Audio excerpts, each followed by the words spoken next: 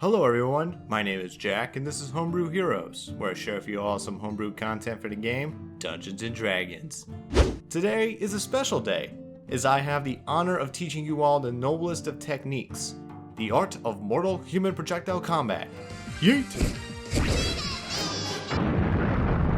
Created by Bartholomew Click of Thieves Cant, Yeet is a free guide that explains how to throw creatures in D&D.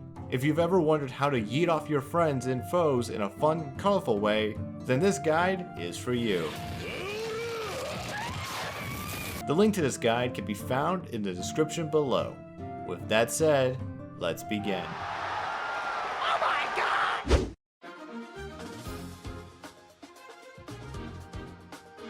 So, how does one perform the almighty yeet? Well, Bartholomew was asked this so much by his players that he created the following set of rules that lets anyone perform this amazing technique. But before we get to that, we have to talk about the basics of this maneuver, aka shove. The shove action, which can be found on page 195 of the player's handbook, lets you push a creature back by 5 feet, or lets you knock a creature prone.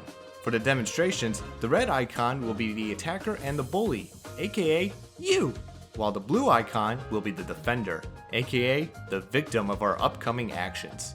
The defender has to roll an athletics check to perform this feat, and the defender can choose to roll either an athletics check or an acrobatics check. If the defender's roll is lower than the attacker's roll, then the defender is shoved. So, why are we talking about shove? Well, Bartholomew took this action and tinkered with it, so that you can throw a creature instead of shoving it into another 5-foot space. This new action shall be called the throw a creature action. In order to perform the throw a creature action, it must take 2 actions to execute. The first action requires you to grapple the defender. Then you'll use the second action to throw the creature. The defending creature can roll to resist either of these actions by rolling an athletics check or acrobatics check. One important factor of this action is the size of the creatures involved. If the attacker is larger than the defender, the attacker can throw them farther away. For example, if both creatures are the same size, then the throwing distance will remain at 5 feet. But if the attacker is a medium-sized creature and the defender is a small-sized creature, then the throwing distance will become 10 feet instead of 5 feet. Some creatures, like bugbears and orcs, will have the powerful build trait, which allows them to carry weight as if they are one size larger than medium. This trait affects the yeet distance as well. For example, if the attacker has this trait and is of medium size, and the defender is still a small sized creature, like in the previous demonstration, then the throwing distance will become 15 feet instead of 10 feet. Your strength score will also affect the throw a creature action.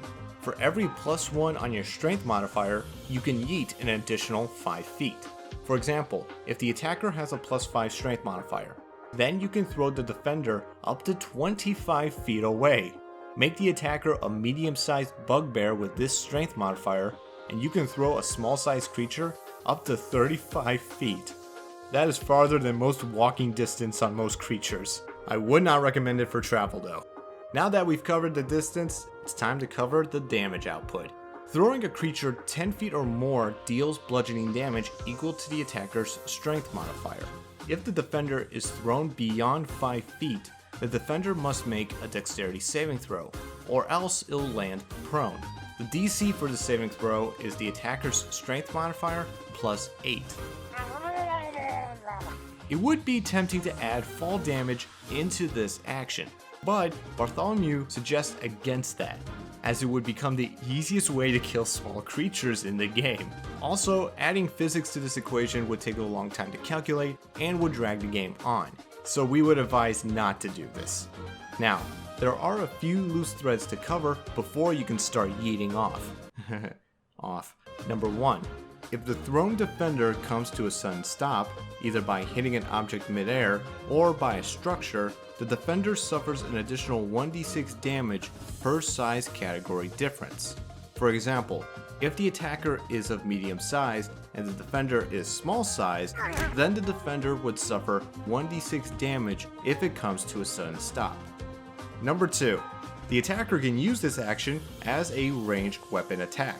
For example, I did not hit her. It's not true. It's bullshit. I did not hit her. Oh my god! Oh jeez! Oh my god! Oh, if the attacker throws the defender at another creature, both creatures will suffer damage and must make dexterity saving throws individually to see if either of them are knocked prone. And lastly, yes, you can yeet a willing creature.